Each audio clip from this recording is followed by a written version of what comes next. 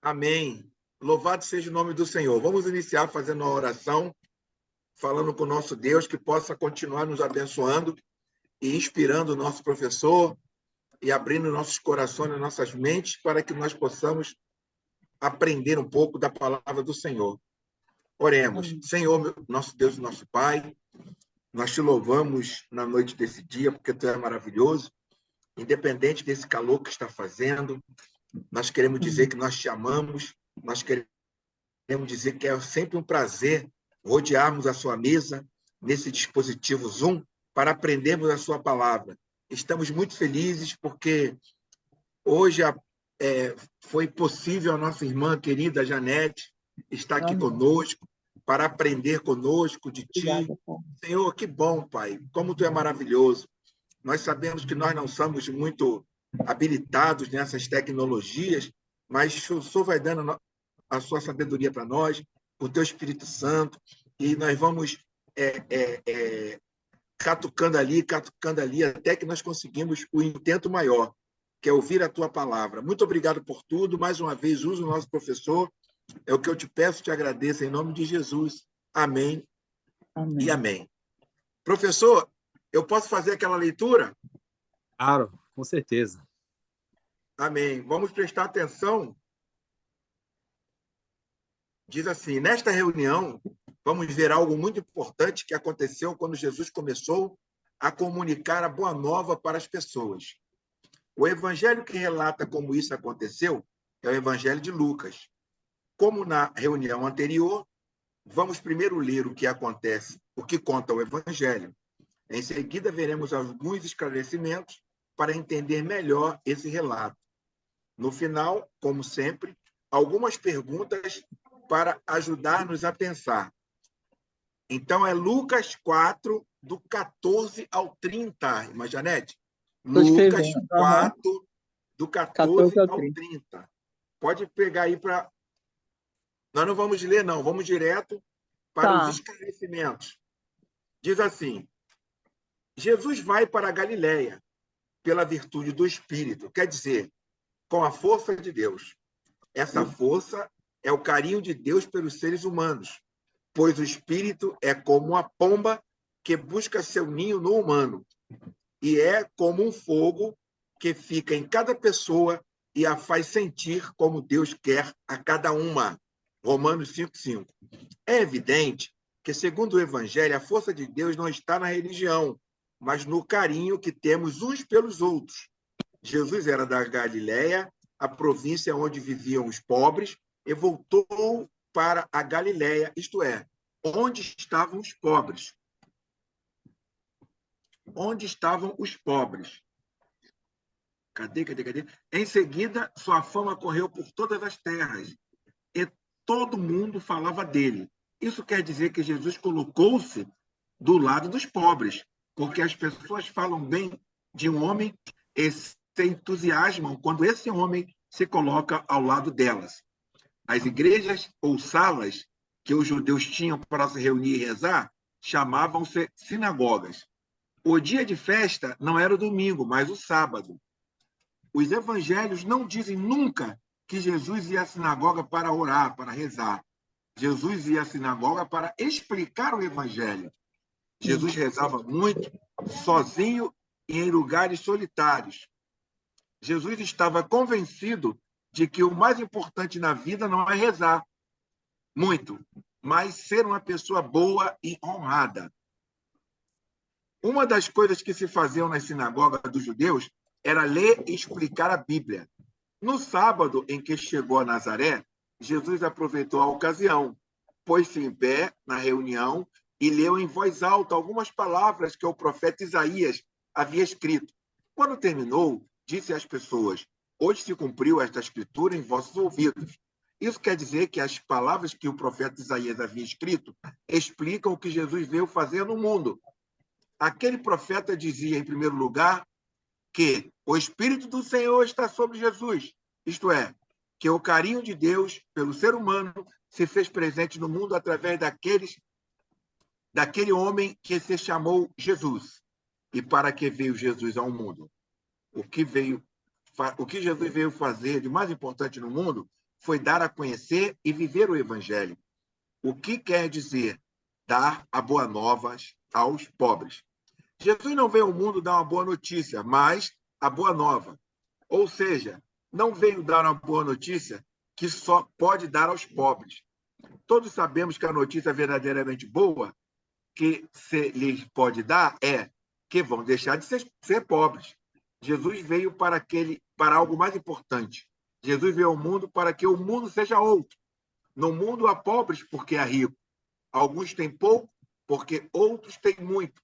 Jesus veio ao mundo para que haja igualdade. Mas a igualdade não basta, pois a igualdade não é um fato, mas um direito. Acontece frequentemente de os direitos das pessoas serem atropelados e descumpridos. Por esse motivo, Jesus veio também para proclamar o respeito, a liberdade, a tolerância e o bom coração. Por isso, Jesus recordou o que disse o profeta Isaías sobre a libertação dos presos, sobre dar vista aos cegos, libertar os cativos, excluídos, marginalizados e desprezados.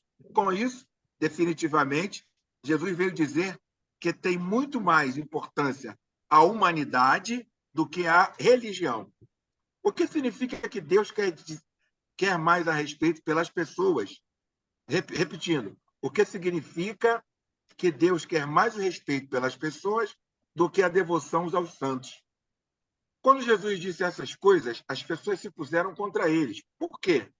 Porque quando leu o que havia escrito o profeta Isaías, não chegou até o final e calou-se a respeito do que o profeta dizia sobre a vingança de Deus dos inimigos do seu país. Por isso, o Evangelho diz que todos estranharam que não lesse nada além das palavras sobre a graça. Isto é, havia lido as palavras que falavam de carinho e não as que falavam de vingança. Por esta razão, as pessoas se puseram contra Jesus.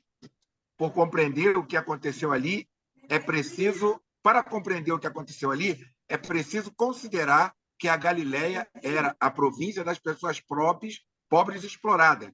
Por isso, naquela província, muitas pessoas se filiavam ao Partido Revolucionário, que alguns anos mais tarde foi chamado Zelote. Sabe-se que em Nazaré, a cidade de Jesus, havia muita gente desse partido. Eles diziam que era preciso expulsar os romanos e que, se não fosse embora, teriam de matá-los. Os zelotes diziam que Deus estava do lado deles e que no dia da vingança se vingaria dos romanos e dos exploradores. Isto é, as pessoas de Nazaré esperavam que Jesus lhe falasse não apenas do carinho de Deus por todos, mas também da vingança de Deus contra os inimigos e opressores. Jesus, porém, não disse nenhuma palavra de vingança nem de violência. Por isso as pessoas puseram-se contra ele.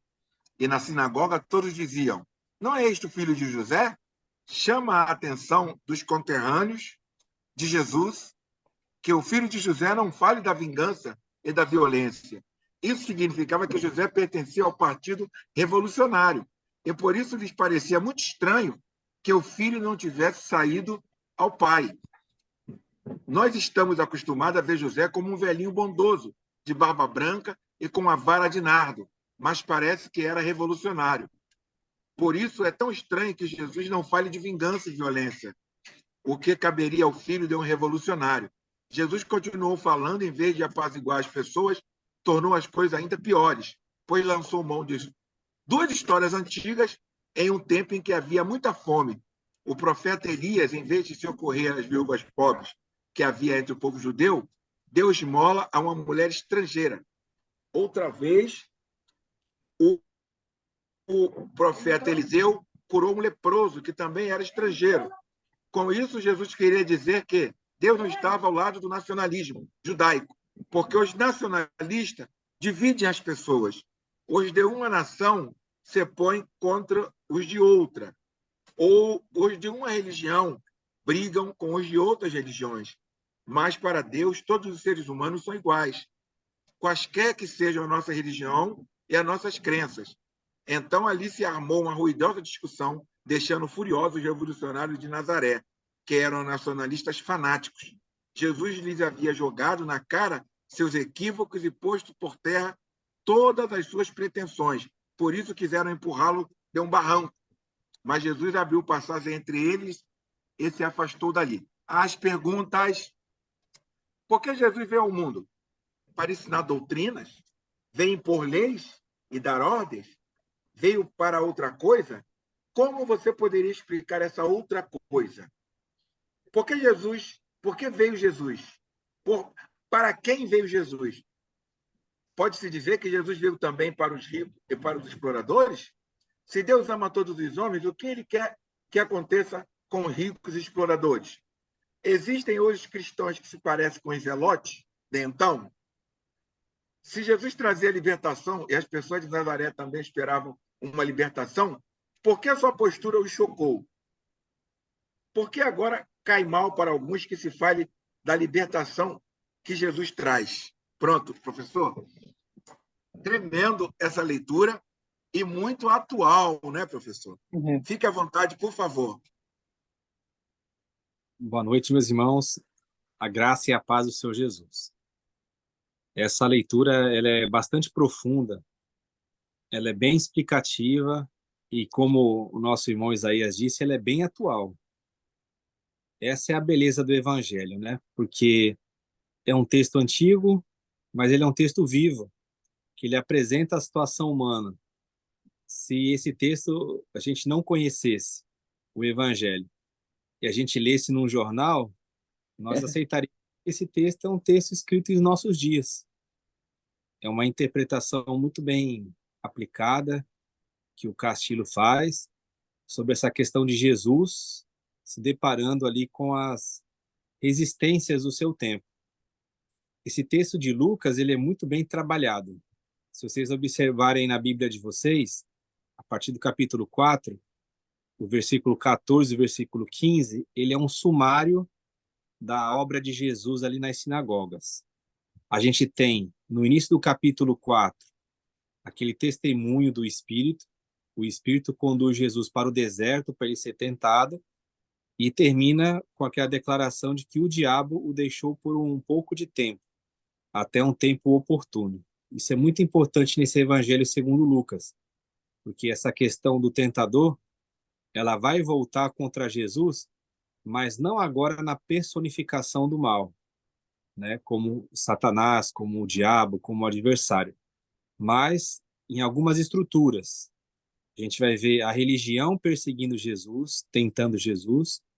A gente vai ver os partidos ali políticos da época, né? Quem detinha o poder perseguindo Jesus. E, por incrível que pareça, a gente vai ver até no seu círculo mais íntimo dos discípulos, alguns discípulos ali sendo agentes tentadores, agentes do mal contra Jesus.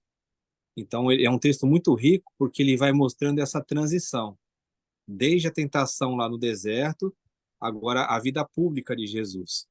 E a primeira manifestação pública que esse evangelho quer relatar é exatamente a manifestação de Jesus na sinagoga lá em Nazaré, que era a sua cidade que ele vivia, que ele tinha os filhos. O interessante aí do texto, como foi bem lido pelo irmão Isaías, é o seguinte, e aí traz essa questão da atualidade. Quando Jesus ele proclama a boa notícia, a boa nova, e não apenas uma boa notícia, né? O Castilho ele destaca isso muito bem. Jesus ele apresenta a boa nova. Essa é a mensagem, é a boa notícia. Ela não traz alegria para as pessoas. A reação das pessoas é uma reação de desconforto, de oposição e até de um desejo de morte para com a pessoa do Senhor Jesus. E aí a gente deve perguntar o porquê. Será que a mensagem em si ela era ruim? Ela não era ruim. Mas a pessoa que anunciava é que era o problema para aquelas pessoas que ouviam. Porque eles tinham uma expectativa diferente acerca daquele que viria a trazer tudo isso que Jesus está falando.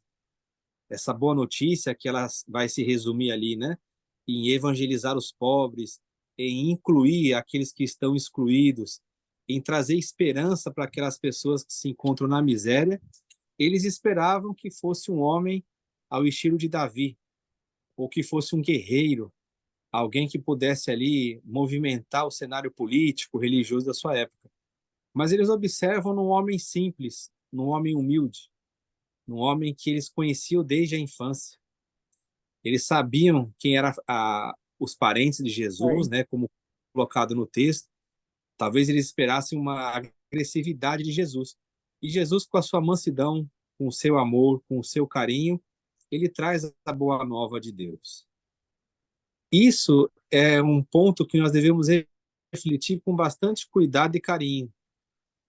Será que a gente, de fato, a gente acredita na boa notícia ou a gente é mais preocupado com as estruturas, com as formas, como que isso pode se dar nesse cenário? Será que a gente tem a capacidade de enxergar a boa notícia de Jesus nas coisas simples? Você imagina, Jesus está na sinagoga, as pessoas o conhecem, mas o mistério de Deus está guardado ali nele. As pessoas elas não conseguem penetrar nesse mistério, porque a casca que elas olham, o que, que é? É a humanidade de Jesus. É um Jesus simples, é um Jesus que conviveu ali com eles. E a gente tem muita dificuldade de enxergar Deus nessa simplicidade. Geralmente a gente espera uma manifestação divina com muito barulho, com sinais, com algo exterior, alguém vindo de fora, um sinal miraculoso, alguém que não nos conhece, vem e fala conosco, aí talvez a gente entenda como sendo a boa notícia de Deus. Mas é muito difícil a gente conhecer a boa notícia através das amizades, através das pessoas da nossa família, através do dia a dia. E Jesus ele entra nessa sinagoga impulsionado pelo Espírito. Veja que o começo da vida de Jesus no Espírito não é tão simples e tão fácil como a gente imagina. A gente busca, né, o enchimento do Espírito, ouvir a voz do Espírito, ser guiado pelo Espírito, e muitas vezes essa é uma visão um pouco fantasiosa, romântica da vida cristã. Porque aqui em Lucas, que é o evangelho do Espírito e da oração, a gente vê que o Espírito, quando ele se aposta de Jesus, após o batismo lá no Rio Jordão, o Espírito encaminha Jesus primeiro para o deserto, para ele ser tentado, e depois para a sinagoga, aonde ele vai ser rejeitado. Então você imagina que esse caminho da condução do Espírito nesse mundo, ele não é um caminho muito fácil. Ele não é um caminho de facilidades, de portas abertas, aonde a gente vai encontrar tudo ao nosso dispor.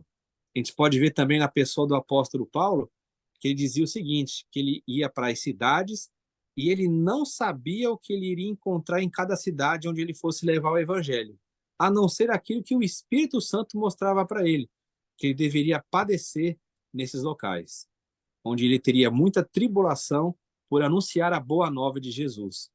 E trazendo essa mensagem para os nossos dias, hoje você vê claramente isso, que quem anuncia a boa nova sofre perseguição, porque as pessoas, elas esperam exatamente aquilo que Jesus não falou, que é uma espécie de um juízo, que é a espécie de uma mensagem que vai levar ao fim de uma estrutura, uma mensagem que vai colocar os inimigos debaixo dos pés, que vai destruir aqueles que são contrários ao evangelho. Mas Jesus, ele anuncia o ano aceitável do Senhor. E a maior maldição para a pessoa não é você condená-la com as suas palavras, mas é fazer com que essa pessoa entenda que se ela não entrar nessa vida de Jesus, ela vive um verdadeiro inferno aqui na Terra, que ela já vive numa ânsia de morte, numa pulsão de morte, porque você só pode ter a vida nesse espírito, você só pode ter essa vida que não é uma vida fácil, que não é uma vida onde você vai viver somente sorrindo, onde você vai ter todas as suas necessidades atendidas, mas é uma vida onde você vai ter a presença consoladora do Espírito. Você imagina alguém como Jesus, que ele fica ali vivendo entre aquelas pessoas durante seus 30 anos, trabalhando pesado, ajudando as pessoas, e chega o momento dele se manifestar publicamente. O que se esperava? Olha que bênção, olha quem é o Messias, é uma pessoa que a gente conhece, a gente sabe onde ele mora, né? Então seria muito mais fácil a gente entender isso, porque não é algo de fora, não é alguém que a gente não conhece, é alguém que está no nosso dia a dia. Mas a boa nova, ela traz essa crítica principalmente porque a boa nova de Jesus, ao contrário da mensagem do mundo, é uma boa nova que é dada aos pobres. E isso mexe muito com as pessoas. Quando você fala na questão da pobreza hoje, principalmente no ambiente religioso que nós temos no Brasil, é quase que uma afronta, fazendo esse link que o irmão Isaías disse no início. Essa mensagem é muito atual porque quando você diz que a boa nova de Jesus é para os pobres, isso causa um afastamento. O Dom Helder Câmara, ele tinha uma frase que ficou icônica, né, que era a seguinte: quando eu alimento os pobres, eles falam que eu sou um santo. Quando eu pergunto por que eles são pobres, as pessoas me chamam de comunista.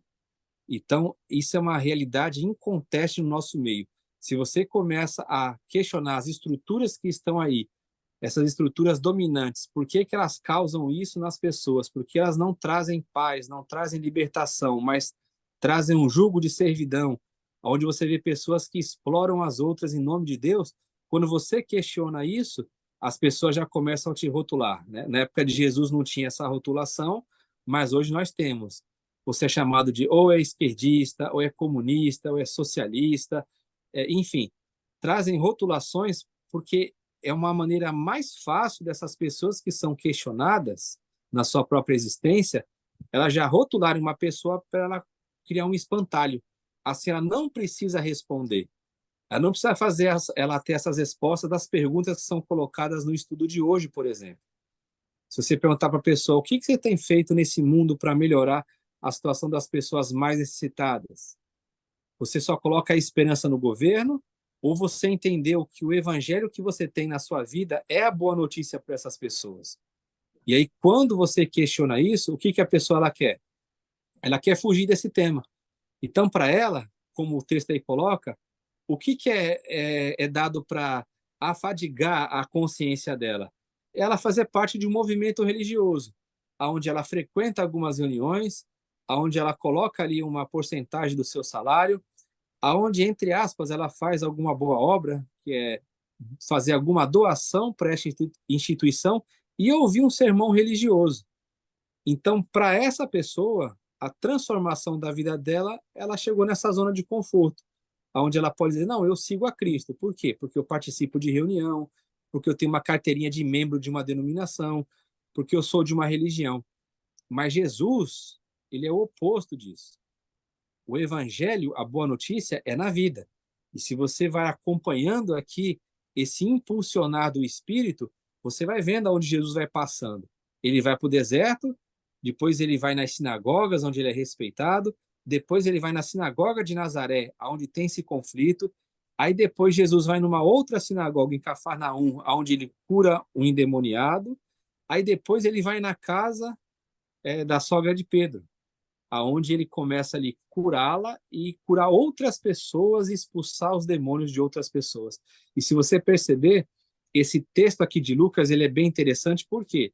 Porque ele mostra que Jesus está percorrendo esses locais sozinho. Ele não coloca ninguém aqui ainda no chamamento de Jesus. É só lá no capítulo 5 que a gente vai ver quando Jesus ele fala ali com Pedro, que a partir daquele momento Pedro seria um pescador de homens. Então, o que o texto aqui está mostrando para nós? Que essa itinerância de Jesus no Espírito levou Jesus a enfrentar os desafios da sua época, mesmo estando sozinho. A companhia que estava com ele era a companhia do Espírito. Essa sim era a maior companhia. Então, veja, você anuncia a boa notícia, qual que é o final disso na sinagoga? Eles querem precipitar Jesus ali daquele monte para que Jesus morresse. Então, a boa notícia era para ser entendida como algo de libertação, ela é transformada em algo de perseguição. Basta você ver hoje nas redes sociais, quando você se dispõe a pregar o evangelho, a transformação da vida, a transformação das estruturas, você vai ser perseguido. Talvez você não seja perseguido se você pregar a mensagem que a sociedade hoje demanda. E se você for Deus, ele vida, ele vai fazer você ter dinheiro, ele vai você ter um bom emprego. Essa mensagem, ela não confronta as pessoas. Por quê? Porque isso é desejo do coração das pessoas. Agora, quando você vê um Jesus itinerante, cheio do Espírito Santo, ele conclamando as pessoas para uma mensagem de libertação, aonde ele vai transformar essa vida, ele vai pegar aqueles menos favorecidos, aquelas pessoas que são desprezadas, aí você vê a perseguição. E assim é até o fim da nossa jornada cristã. Quando a gente se posiciona ao lado de Jesus no Espírito, esse é o nosso galardão aqui na terra. Mas a nossa esperança é que naquele grande dia o Senhor ele faça a grande diferença. E é ali que a gente vai ver claramente se nós vamos ouvir aquele chamado de Jesus, onde ele vai dizer assim: Vinde benditos de meu Pai, e receber por herança o reino que está preparado para vocês antes da fundação do mundo, porque você cuidou de quem tem fome, porque você deu ouvido àquele que não ouvia, você deu a boca para aquele que não falava, porque você cuidou de mim e eu estava naquelas pessoas, ou se nós vamos ouvir que nós fizemos muitas coisas em nome do Senhor, que a gente expulsou demônios, que a gente pregou, que a gente participou de reuniões, que a gente leu a Bíblia, que a gente fez muita oração, muita reza, mas ele vai dizer assim: eu nunca conheci vocês, porque você nunca ajudou o próximo, porque você nunca esteve do lado daqueles em quem eu estava encarnado. A gente vê Jesus em vários locais. A gente vê Jesus num sermão, a gente vê Jesus na Bíblia, a gente vê Jesus numa denominação, a gente vê Jesus num pregador, a gente vê Jesus em várias coisas, mas nós precisamos ter os nossos olhos ungidos para nós vermos Jesus onde Jesus definitivamente está, que é nos miseráveis. É lá que Jesus está e é lá que é o nosso caminho. Amém? Deus abençoe os irmãos. Amém. Amém. Louvado seja Deus. Maravilha, professor. Ó, Muito bom. Muito feliz em estar com a participação aqui da nossa missionária Cissa. Ela está aí, Amém. Wilton. A Cissa Que, conseguiu. que Irmão maravilha, Marcelo Mendes, meu sobrinho Neemias também está maravilha. aqui participando. A pastora Janete também está aqui, graças a Deus. É, Pastora não, apóstola Janete está aqui conosco. Agora, professor, esse tema de hoje, de João 4, do 14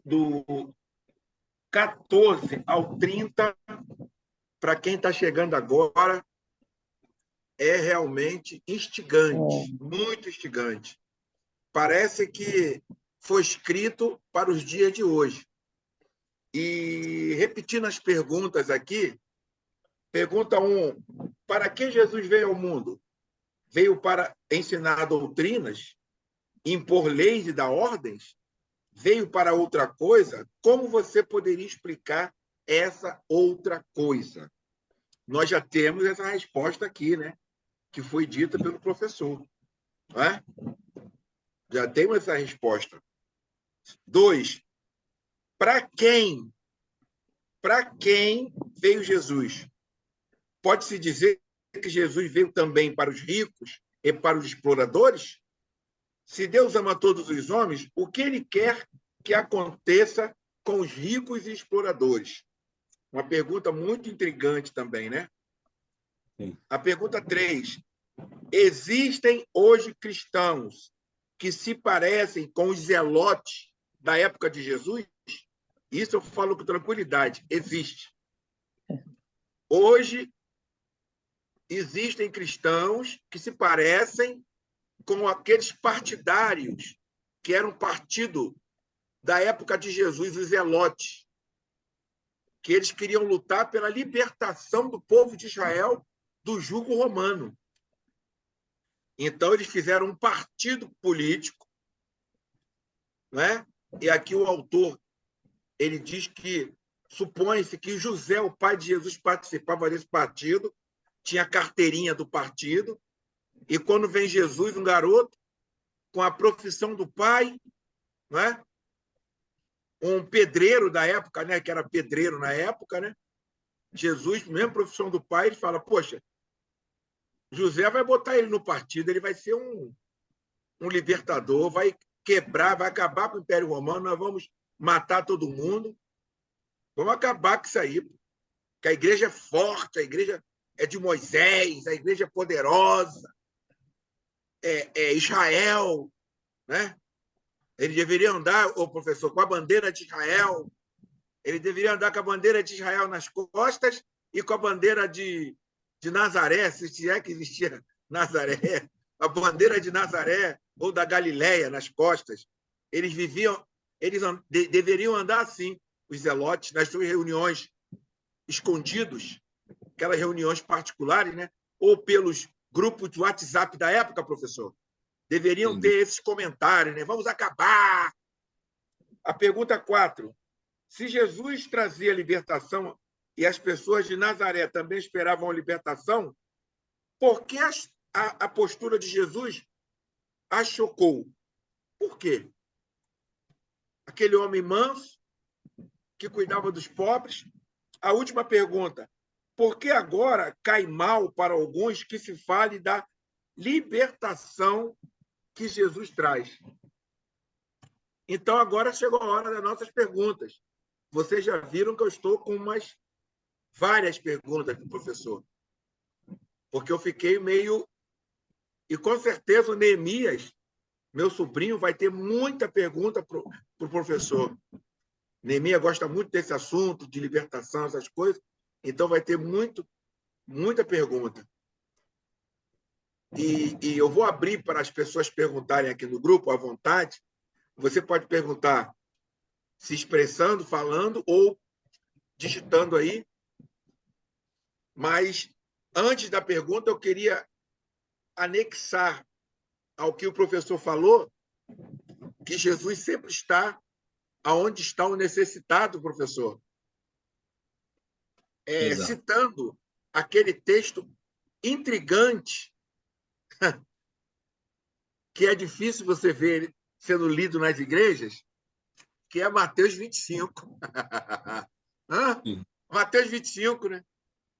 Que Jesus chega para aquele povo e fala, tudo bem com vocês? Tudo tranquilo? Escuta que eu vou falar com vocês.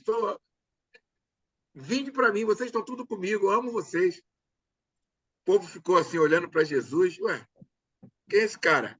Eu amo vocês, vocês vão morar comigo. Vocês vão ficar comigo. Eles nem conheciam Jesus.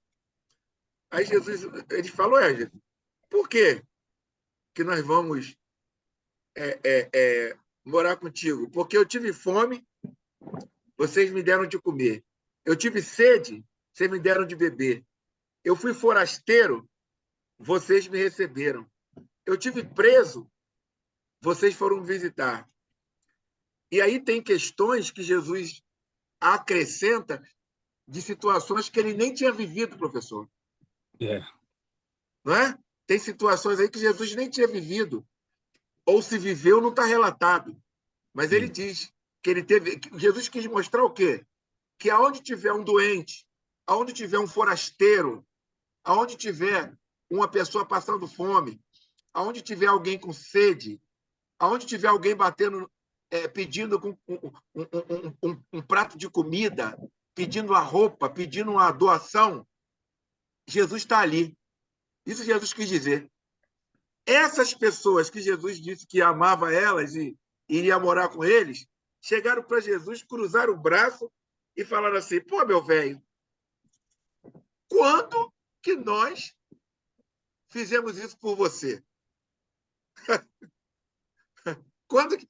Não fala de igreja, não fala de sermão, não fala de dobrar joelho, não fala de nada. Só fala de amor ao próximo.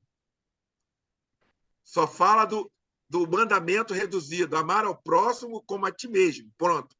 Só fala disso. Não fala de cartão de membro, não fala de louvor, não fala... Não. Aí eles falaram, quando que foi Mateus 25? Anota aí para vocês lerem depois. Quando que nós fizemos isso pelo Senhor? Você está de brincadeira com a gente? Aí Jesus fala assim, calma, gente. Quando vocês fizeram a um desses pobres, são os pequeninos, né, na Bíblia, pequenino não é criança. Quando vocês fizeram alguns desses pequeninos, desses que não têm o apoio do Estado, esses que são roubados, esses que são... Quando vocês fizeram por eles, vocês estavam fazendo por mim, gente. Olha que coisa louca. Então, acrescentando o que o professor falou, gostaria agora de abrir para as perguntas. Por gentileza. Eu queria até que o sobrinho da irmã Jacira também perguntasse. Claire, por favor, vamos perguntar, porque irmã Sheila, por favor.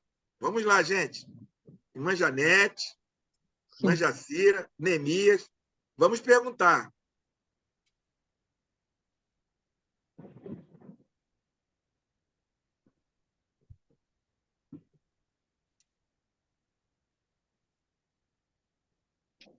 Não precisam brigar. Não precisa dar cotovelada para perguntar. Está aberta a oportunidade. O microfone dele está com risquinho, acho que está. Eu estou ouvindo a senhora. A senhora quer mas perguntar? o microfone dele está com risquinho, tá? Mas eles vão abrir. Eles vão abrir. Ah, eles abrem. Ah, tá. Eles abrem. Isso, eles abrem. Vamos lá. Vamos, Neemias. Cadê você? Perguntas. Isaías, você abordou uma questão bem interessante aí numa pergunta que o Castilho faz acerca dos ricos, né? Isso. E você vê que esse evangelho ele apresenta uma tensão, isso você só vai encontrar em Lucas, uma tensão rico e pobre. É do início ao fim do evangelho. E é bem interessante essa pergunta porque ela fica no ar, né? Mas e a boa nova de Jesus? Ela também não se aplica aos ricos? Então esse evangelho ele vai criando uma tensão. Eu estava com essa pergunta na manga. Manga, né? Isso. Porque você vê que até no discurso da planície, que é em Lucas 6, que é semelhante, paralelo ao Sermão da Montanha, de Mateus 5 a 7, lá em Lucas 6, existe uma condenação aos ricos, muito grave. Jesus ali ele fala de maneira grave aos ricos. E aí você vai vendo ao longo do evangelho essa crítica aos ricos. Lucas 16 é um capítulo também que trata disso, com aquela célebre passagem do rico e do Lázaro, né? É a passagem clássica disso.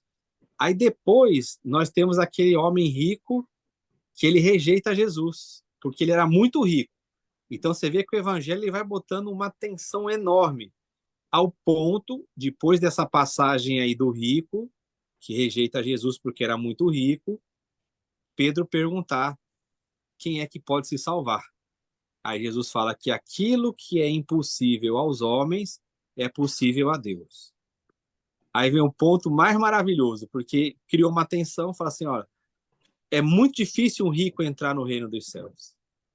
É mais fácil um camelo passar pelo fundo da agulha, né? E a agulha aqui não é porta, não é passagem, não. Era o maior animal de carga com o menor buraco que eles conheciam ali, que era o buraco da agulha. Então, se fosse é mais fácil você pegar o maior animal e colocar no menor buraco do que um rico entrar no reino dos céus. Então, criou a tensão máxima. Não tem rico que vai entrar no reino dos céus. Aí surge quem na história? O Zaqueu. O evangelho ele caminha ali para mostrar a conversão de um rico, que é a conversão do Zaqueu. E aí ele pergunta, né? O que o rico tem que fazer? O rico tem que se arrepender, e naquela época, para ele ser rico, tinha a exploração. Então, a conversão do Zaqueu é a conversão modelo do rico. É aquele que recebe Jesus na casa dele, e ele tem um sinal da salvação que ele faz o quê? Ele pega da riqueza dele, ele vai dividir com os necessitados e vai devolver 4 vezes mais para aquelas pessoas que, caso ele tenha defraudado, ele vai fazer isso. Aí o que Jesus fala? Hoje a salvação entrou nessa casa. Ou seja, Deus também salva os ricos. Exatamente, exatamente. Tem uma pergunta aí, professor, do nosso irmão, acho que é Marcelo. Tem uma pergunta interessante. Deixa eu ver aqui. Ele pergunta aqui: é possível alguém agir em amor ao próximo e não amar a Deus? Olha, segundo o Novo Testamento, amar a Deus é amar o próximo. vai ver esse pensamento ser desenvolvido no Novo Testamento. Gálatas, por exemplo, Gálatas 5,14, o apóstolo Paulo ele resume a lei ali num só ponto. Ele exclui o nome de Deus. Ele diz assim, que o final da lei, o resumo da lei é isso: amar o próximo, né, como a si mesmo. E João, lá na sua primeira carta, no capítulo 4, ele vai citar aquela questão do amor de Deus, que Deus é amor, e ele vai dizer que se eu digo que amo a Deus, que eu não vejo, mas eu odeio o meu irmão que eu vejo, eu sou mentiroso. Então, para o Novo Testamento, amar a Deus é amar o próximo. E na teologia nós temos uma frase que é bem interessante, que ela é dita assim: Deus escolheu ser amado no próximo.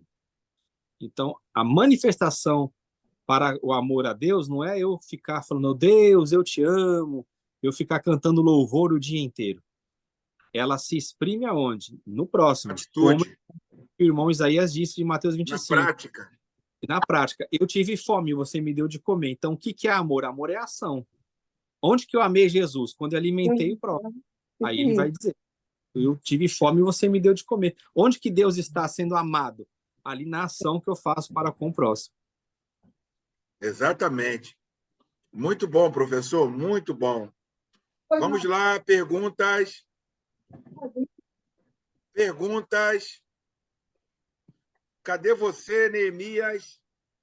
Edclair, cadê você? Pastor, o meu é pergunta do próprio livro. Aí minha resposta para ver se está certa e se o pastor pode falar mais alguma coisa. Pois não, irmão. A número, peraí, deixa eu pegar aqui, a número, deixa eu ver, número 2. Acho que é número 2. Se Deus ama todos os homens, quer dizer, tanto ricos como os exploradores, o que ele quer que aconteça com os ricos e exploradores? Eu, na minha pouca importância, eu escrevi o seguinte, que eles se convertam num ser mais solidário. Mas eu acho que isso é pouco, tinha que escrever mais. E aí? É pouco na escrita, irmã Jaci. Agora, para um rico ser solidário é um milagre enorme, enorme, enorme.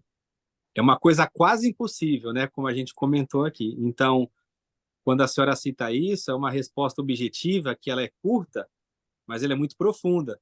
Porque para um rico ser solidário é um milagre, né? A senhora vê Paulo dizendo lá na primeira carta a Timóteo, no capítulo 6, ele vai botar que o amor ao dinheiro é a raiz de todos os males, né? Não é o dinheiro, é o amor ao dinheiro. E aí ele fala que muita gente tem caído nisso, de buscar riqueza e tal. Mas ele admite que tem pessoas que são ricas porque Deus assim o quis. A gente já tem alguns respingos disso no Antigo Testamento, onde fala que Deus fez o pobre e o rico, né?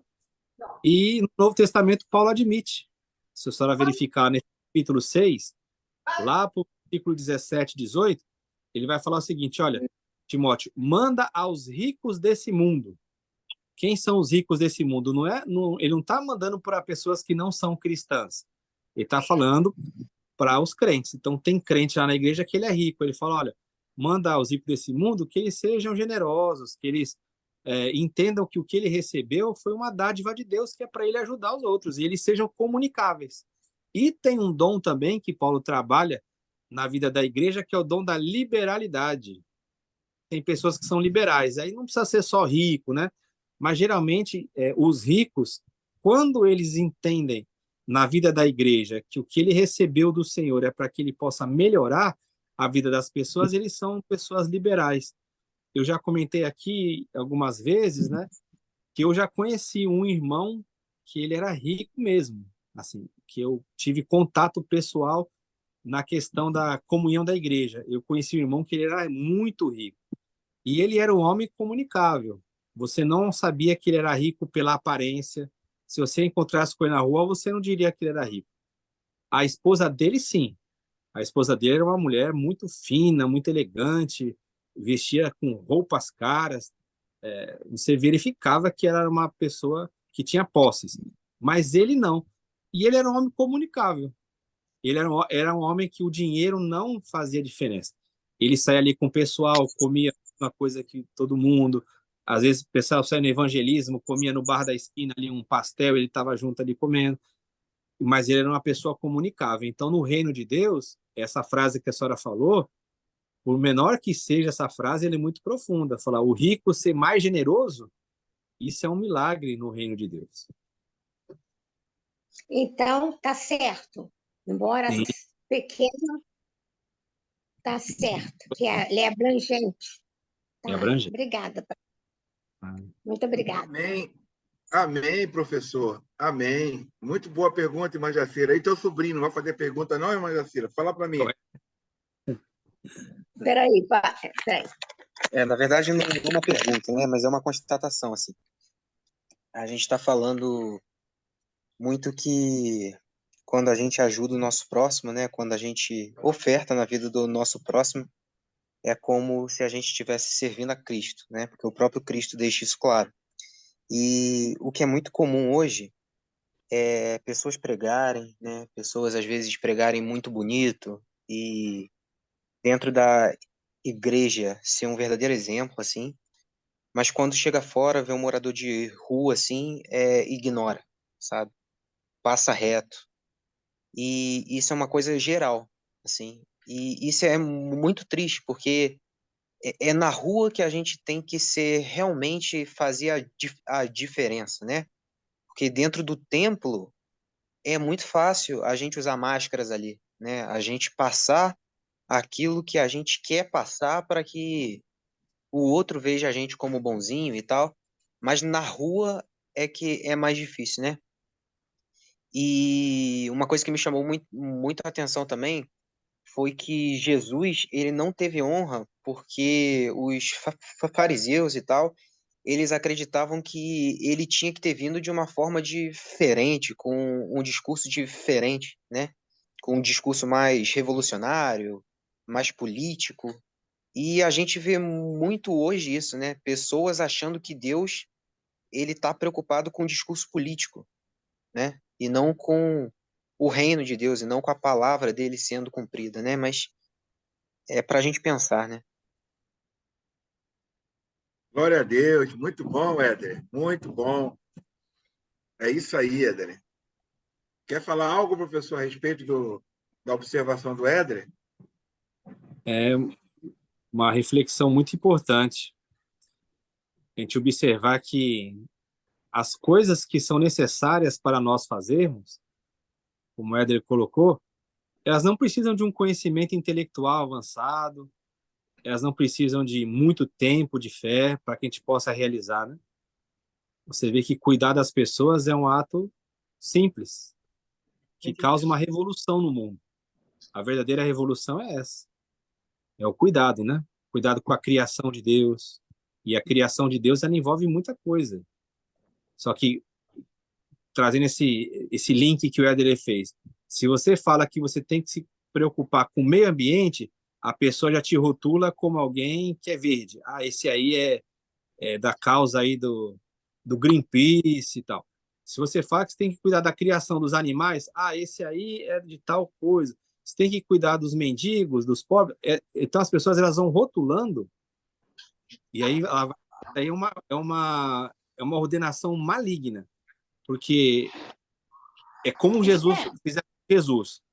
Ele foi trabalhando, cuidando das pessoas. A religião, como o Éder colocou, né, ela foi rotulando Jesus.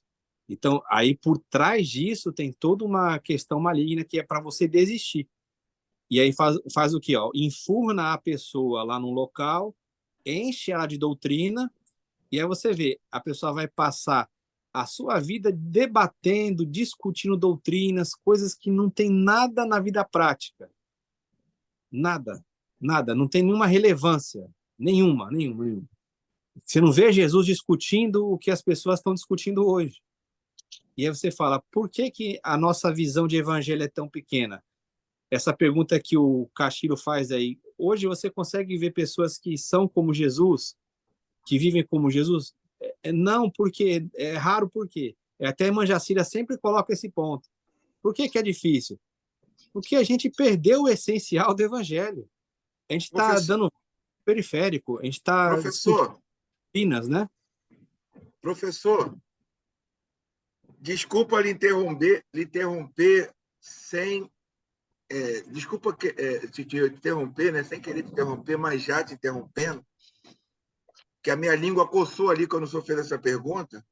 Se Sim. nós conseguimos ver alguém como Jesus, eu olho para pastores renomados e vejo eles na lista da Forbes, entre Uhum. os homens mais ricos do Brasil. Sim. Pastor, o pastor Vilas Manuel, Manuel. que foi de Madureira, com um carro de R$ 1.300.000. Sim. Imagina Jesus hoje com um carro de R$ 1.300.000. Aí você pega um pastor desse aí, ícone, que nós conhecemos, você compara com aquele padre lá de São Paulo, Sim. aquele padre de São Paulo que faz aquela obra há 40 anos. Júlio Lancelotti. Júlio Lancelotti. Não só ele, né? Tem Sim. islâmicos, ali tem pessoas do Sim. candomblé que se unem a ele nessa obra de cuidar do pobre, de defender que o sem-teto tenha possibilidade de deitar embaixo da ponte, que a prefeitura ou dê casas, como a Constituição manda, ou não bote pedra pontiaguda Sim. para o mendigo sem teto não possa deitar embaixo da ponte. Nem isso ele pode, porque o governo bota pedras pontiagudas. Então, quando você olha para esse quadro, você fica meio assustado com a igreja evangélica brasileira. E como nós aprendemos aqui, não devemos nunca generalizar, né? Sim. Como se fosse no mundo, ou como se fosse no Brasil todo. Não, Exato. não é? Então, é uma vergonha. É uma vergonha. E tem Satanás por detrás disso. Como o Sim. professor falou, tem diabo por detrás disso. Tem um ardil do maligno. Tem. E eu já falei aqui, repito, vou dar agora uma exceção positiva de um pastor, irmão do Hernani, um amigo meu, de Itaguaí. Esse pastor falou com Deus que só quer morrer quando na igreja dele ninguém mais estiver pagando aluguel. Ele falou com Deus: Senhor, eu só quero que tu me leve quando ninguém aqui na minha igreja estiver pagando aluguel. E a igreja e a membresia, eles contribuem. A primeira coisa, eles pegaram a família mais pobre da igreja, que pagava 400, 600 reais de aluguel. Eles pegaram essa família, a igreja comprou um terreno, fez a casa para essa família foi morar na casa, uma casa bem feitinha. Procuraram a segunda família da igreja mais pobre, que pagava 800 de aluguel.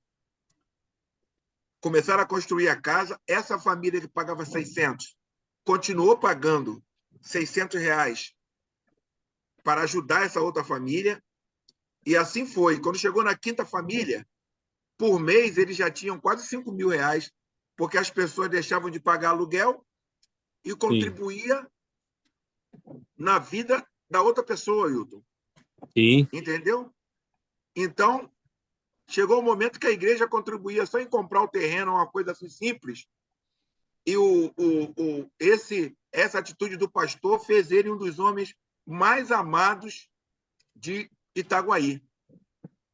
Então, é uma exceção positiva. Mas isso não dá holofote, né? Isso não dá Sim. holofote. Né? Como Jesus fazia as coisas, não queria holofote. E tem uma pergunta aí, professor. Deixa eu Tem uma ver aqui. pergunta aí, por favor. Jesus hoje seria chamado de comunista. Jesus seria chamado de comunista de esquerda. Vamos lá. A salvação é pela fé, que não vem de nós, mas dada por Deus. Se tenho fé na salvação em Cristo e a salvação não é pelas obras, por que Jesus disse que as obras de Cornélio chegou a ele e enviou Pedro para pregar para ele, professor? Teologicamente, a resposta seria o seguinte, se fosse colocar nesse padrão, né? Cornélio, vamos chamar assim, ele não era salvo ainda. Só que Deus não despreza as obras que são feitas em amor. Então, essas obras, elas não trouxeram a salvação em si. Vão pegar teologicamente a resposta, né? Mas elas levaram, chegaram diante de Deus e fizeram com que Pedro fosse até essa casa. Ou seja, precisou ter esse agente humano para levar o evangelho para o Cornélio. E ali, sim, ele pôde ter a pregação do evangelho na casa dele e o derramamento do Espírito ali, e ali houve uma conversão.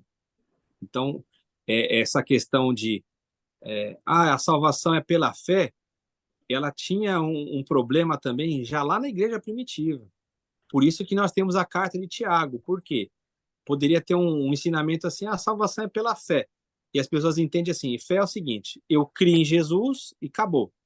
Assim, eu não preciso fazer mais nada, a minha vida já está garantida diante do Senhor. E não é verdade. Por quê?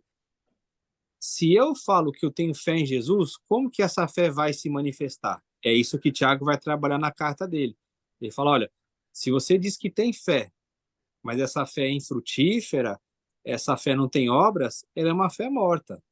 E aí ele vai para a parte prática. Se alguém vai na tua casa e fala que está com fome, está com sede, e você tem as coisas necessárias, mas você fala assim, olha, vai em paz, Deus te abençoe, ele fala assim, essa sua fé poderá te salvar? Não. Então, fé não é uma declaração que eu falo assim, eu creio em Jesus, porque se fosse por isso, o Tiago vai dizer, até os demônios creem e tremem diante de Deus. Então, não é você falar assim, eu creio em Deus, isso aí não quer dizer nada. Então, essa salvação pela fé é uma fé que ela é viva, é transformadora. É só pegar o exemplo que nós demos aqui, lá Lucas 19, do Zaqueu. A fé que entrou no coração dele, que Jesus falou assim, olha, a salvação veio hoje nessa casa, levou ele a fazer as coisas. Então, o Cornélio, o que ele era? Ele era um homem que praticava as boas obras. Ele era um homem que estava ali na sua fé, que não era uma fé perfeita ainda, ele era uma fé de um gentio que era temente a Deus, né? Participava da religião judaica e tudo, mas ele tinha preocupação com o próximo. Isso agradou o coração do Senhor. Então, nós temos que ter esse cuidado, porque tem muita gente que prega o seguinte, o camarada está fazendo obra lá. Eu falo, mas ele é evangélico? Não. Então a obra dele não está valendo nada de Deus. Isso é uma coisa que a religião colocou. Alguém questiona Deus se é assim? Né? Porque a pessoa acha, só vale para Deus a obra que é feita por um evangélico, por alguém que, entre aspas, foi salvo na religião. E não é assim. As obras contam muito, como o Isaías falou lá do Mateus 25. Tem pessoas que estavam fazendo ali e nem tinham intenção de que estavam fazendo para Jesus, porque é uma outra coisa. Eu chegar para vocês e falar assim, olha, pela consciência do evangelho, nós temos que fazer o bem para os necessitados. Isso pode ser algo que vai ativar um gatilho em mim, que pode ser um gatilho falso, que é eu fazer uma boa obra esperando o galardão. Eu falo assim, então eu vou me dedicar a fazer pelos pobres, a ajudar os necessitados, para que naquele grande dia Deus vai me recompensar. Isso pode ser um gatilho religioso. Aquelas pessoas que fizeram para Jesus, elas não sabiam o que estavam fazendo, tanto é que elas são tomadas de surpresa. Como o Isaías até criou aí, né, o cenário. Fala, mas eu? Como é que eu fiz isso aí? Eu nem te conheço, nem sei quem o senhor é direito. Como é que eu estou fazendo para o senhor? Eu nunca te vi com fome, nunca te vi com sede. Então, essas pessoas já estavam fazendo desinteressadamente. Porque se você fizer uma boa obra e começar a tirar selfie, falar, eu estou fazendo boa obra aqui, essa também não vai valer nada. Você já recebeu o seu galardão, que é o que os fariseus faziam. Eles davam esmola, faziam oração, né, jejuavam para serem vistos pelos homens. Eles estão fazendo uma obra, só que está sendo uma obra que já tem o galardão aqui na terra.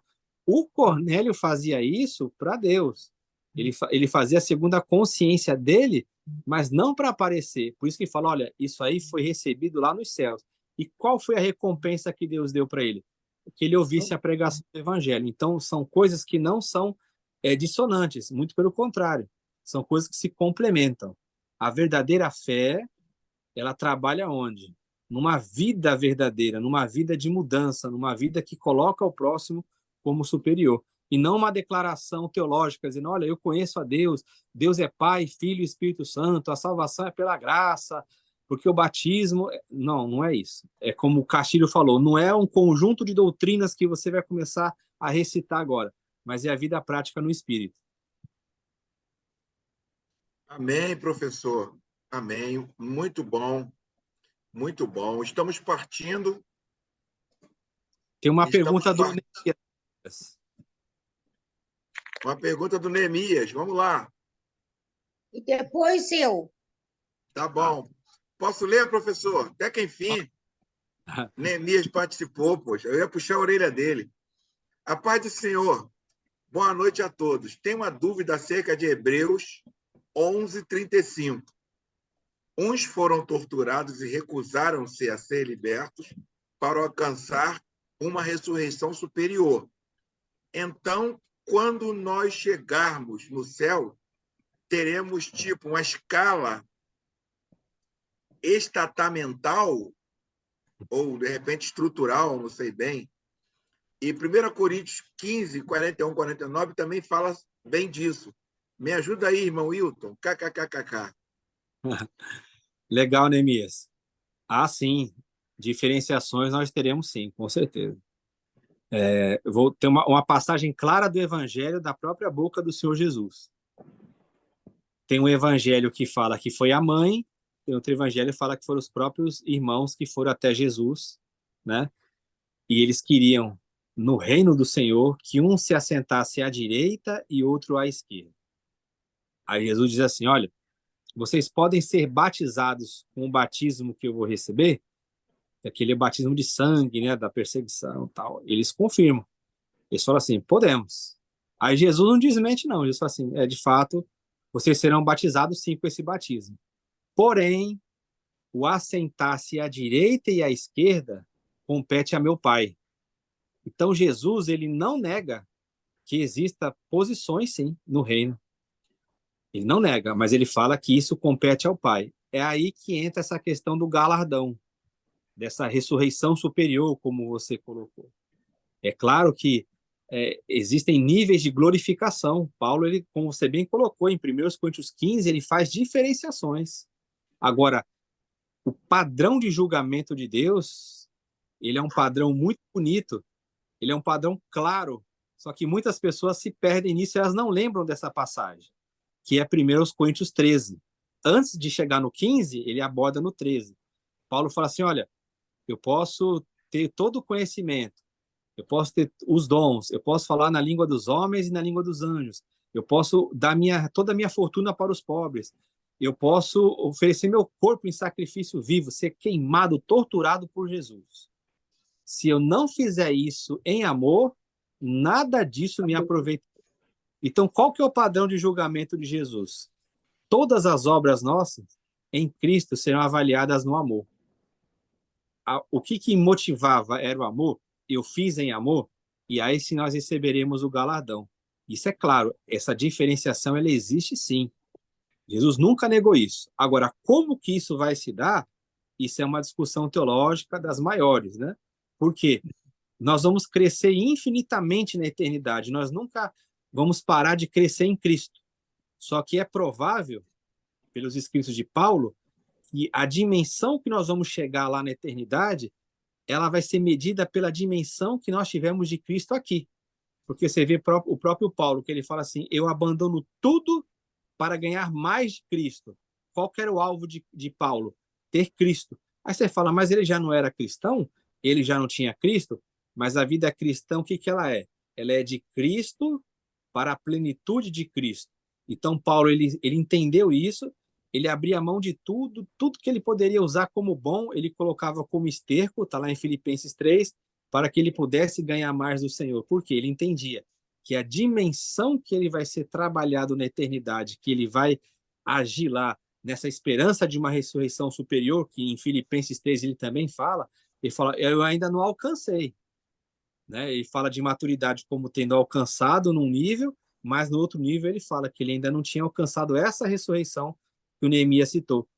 Então, ele vai nessa perspectiva, olha, eu perco tudo aqui, eu ponho como esterco, eu ponho como refúgio para ganhar mais de Cristo. Por quê? Porque é a partir disso que eu vou ter o meu galardão, é assim que eu vou ter essa dimensão espiritual. Isso é muito interessante. Muito bom, hein, professor? A pergunta do Muito bom. Neemias, hein? Tá vendo? Muito. Demorou para participar, quando participou, veio como uma bênção. Amém. Eu Amém. gostaria de aproveitar a oportunidade. Sim. Estamos falando de amor ao próximo, estamos falando de abençoar, não é? Eu vou entrar na questão da bênção que nós temos que exercitar na vida do nosso professor Wilton, não é isso? O professor Wilton está sempre disposto, trabalhando no reino do Senhor, não porque ele quis, mas porque ele foi chamado pelo Senhor. Então, você que tem um coração disponível a abençoar, você anota a conta do Pix do professor, por favor. Aí você abençoa ele aí com que o Espírito Santo colocar no teu coração. Diz a conta é Banco do Brasil, agência 28622, Banco do Brasil, agência 28622, conta corrente 29824,7. Conta corrente 29824, dígito 7. Pix. O Pix do professor 28575 339850, o CPF. Repetindo, 28575 3398, dígito 50. Aqui no grupo tem umas 2 pessoas aqui que eu estou vendo aqui que me ligam. Isaías, me passa o número da conta do professor, por favor. Que nós possamos abençoar o professor, porque isso é reino de Deus. Amém. Ô Agradecido. Marcelo, o canal é Aprendizado Bíblico. Aprendizado no YouTube. Aprendizado Bíblico. Eu vou colocar lá no grupo. Vou colocar lá no grupo, agora, lá no grupo, para que vocês possam entrar e se inscreverem no canal e participar de outros estudos. Muito importante lá, tá bom? Mais alguma pergunta ou podemos terminar? Irmã Jacira, acho que tem uma pergunta. Por favor, irmã Jacira. Sim. Pastor Wilton, sobre o comentário do vídeo. Lá eu ouvi que falou mais ou menos assim. Jesus foi para a sinagoga de Nazaré e lá as pessoas ouviram, mas ficaram falando que era filho de José, e tal, tá. Aí depois Jesus deu 2 exemplos para eles, dizendo que profetas em casa, médicos de casa, não fazem. Como é que se. Não fazem, vamos dizer em outra linguagem, não fazem, linguagem comum, milagres. Isso, obrigada. Não fazem milagre. Aí o Jesus deu 2 exemplos. Os 2 exemplos de Naamã, que era sírio, estrangeiro, e deu o exemplo também de um outro também que é estrangeiro. Aí esse povo, o povo que estava ouvindo, aí ficaram muito revoltados, porque Jesus deu exemplo de 2 estrangeiros para exemplificar que santo de casa não faz milagre. E aí eles queriam expulsar o Jesus do templo e ia levar para o monte com a ideia de empurrar Jesus, claro, do monte para cair, né? Mas acontece que Jesus leu os pensamentos e sabia que ele estava com essa ideia e saiu pela tangente, né? Lá no meio do povo. Aí, na hora que eu li, na hora que eu estava lendo, eu me lembrei o seguinte: por que que eles se revoltaram se Jesus dá um exemplo de uma boa obra? O que que tem? Eles não gostam de outras nações, eles não gostam que dê exemplo de outras nações. Por quê? Porque eles se sentem diminuídos. Por que que eles ficaram revoltados?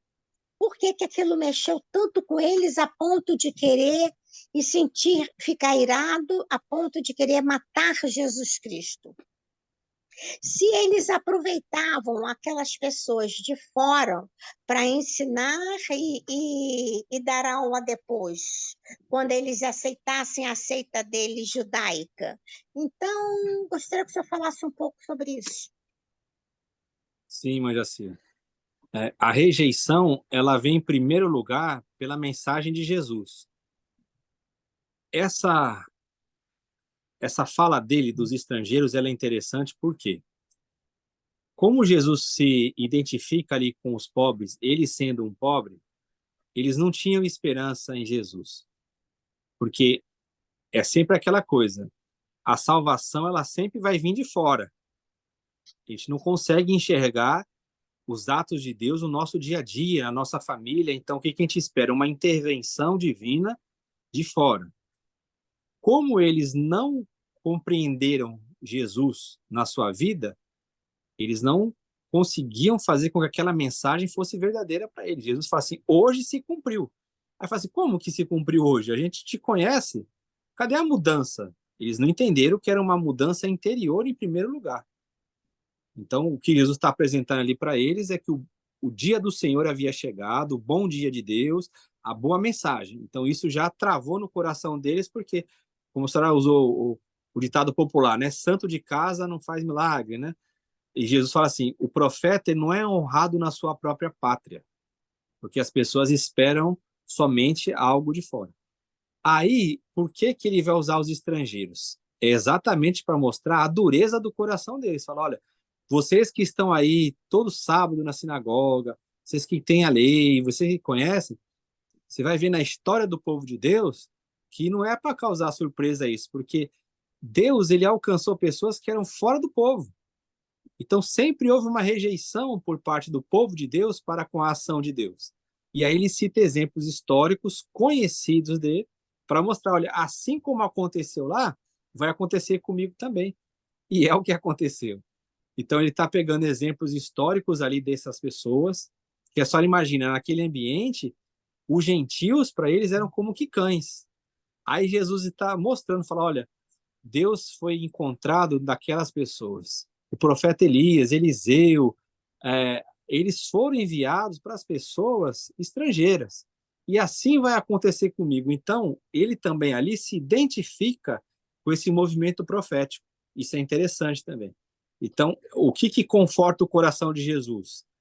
É que assim como foi no passado, vai ser com ele. Não é uma novidade a rejeição. Muito pelo contrário. A rejeição à obra de Deus é uma coisa normal, infelizmente, entre o povo de Deus. E a lição para nós é essa. A gente não pode perder os sinais de Deus por causa do nosso entendimento do que vem a ser um operar de Deus. Eu acredito que Deus vai vir na minha vida. Aí eu espero uma coisa de fora, uma coisa espetacular, e às vezes Deus está trabalhando ali comigo no movimento diário, com pessoas simples, com pessoas que muitas vezes eu não valorizo, e Deus está ali. Então, quando Jesus faz essa aplicação, irmã Jacira, ele está mostrando isso, que assim como o povo do passado foi duro, eles também estavam sendo. E como eles conhecem a história, eles sabiam qual seria o final, né? Quando eles rejeitam um profeta, vem o quê? O juízo. Então, Jesus se coloca na qualidade de um profeta que está sendo rejeitado, e para aquela ambiência só resta outra coisa, o juízo, porque eles não perceberam a visitação de Deus. Louvado seja Deus, louvado seja Deus. Muito obrigado, irmã Jacira, pela sua pergunta. Muito obrigado, irmão Éder, os irmãos que participaram, a irmã Janete. Amém. Nós estamos partindo para o final. Quinta-feira estaremos de novo aqui quinta-feira, para a honra e glória do Senhor Jesus. Eu creio que o Neemias vai participar também na próxima quinta-feira, irmão Neemias, né? Vamos aprender. Então, louvo a Deus pela vida de todos. Vamos terminar. Eu gostaria de pedir ao professor que o professor orasse pelas nossas vidas, né? Para que essa aula possa ficar cravada nos nossos corações, porque nós somos um privilegiado, nós somos privilegiados porque o veneno da religião não nos picou, né? Não nos escravizou, não é isso? Nós somos livres. Há uma importância muito grande na igreja que se reúne nos templos, há uma importância muito grande. Eu creio que eu saí do templo, todos aqui saíram do templo, foram tratados ou não dentro do templo, mas o crescimento nosso foi fora do templo. Então, eu louvo a Deus pela vida dos irmãos. E, por favor, professor, nos despeça em oração. Amém. Pai amado, Pai querido, muito obrigado por essa comunhão nessa noite. Ó Senhor, muito obrigado pela vida de cada irmão aqui, Senhor Jesus. Por cada participação, por nós notarmos, Senhor, que o Teu Espírito Santo, ele tem liberdade entre nós. Obrigado por ouvirmos a Tua voz aqui em cada irmão, em cada pergunta, em cada fala. Obrigado pela vida do irmão Isaías, da Sheila, que administra de cada irmão aqui, Senhor, que participa, irmã Jacira, irmã Janete, o Marcelo, o Neemias, a irmã Cissa, Senhor. Obrigado pela vida de cada um aqui, do Éder, Jesus. E faz com que esse grupo seja um grupo vivo, orgânico, Senhor. Isso, sem a presença, sem a sua participação na vida dos irmãos, esse grupo não teria sentido. Obrigado por esse material que o Senhor fez que chegasse até nós. Obrigado pelo amor, pelo carinho, pelo cuidado de cada irmão, Senhor, para que esse trabalho seja realizado. Eu venho te pedir que o Senhor nos despeça nessa noite, na Tua paz, e que nós tenhamos uma noite tranquila, de meditação, de reflexão, Senhor, diante do Senhor, como o irmão Isaías diz, que essa aula ela fique cravada em nossos corações, que ela conquiste o nosso ser, Senhor. Muito obrigado pelo Teu Espírito Santo, obrigado pela Tua palavra, Pai. Abençoa cada um agora segundo a Tua vontade. Em nome do Senhor Jesus. Amém. Amém. Amém. Amém. Está terminado em nome de Jesus. Irmã Sheila, a apóstola Sheila ficou quietinha, Wilton, hoje. Ficou quietinha. Vamos puxar a orelha dela, hein? Vamos puxar a orelha dela depois. Deus abençoe, gente. Paz. Amo vocês, irmã Jacira.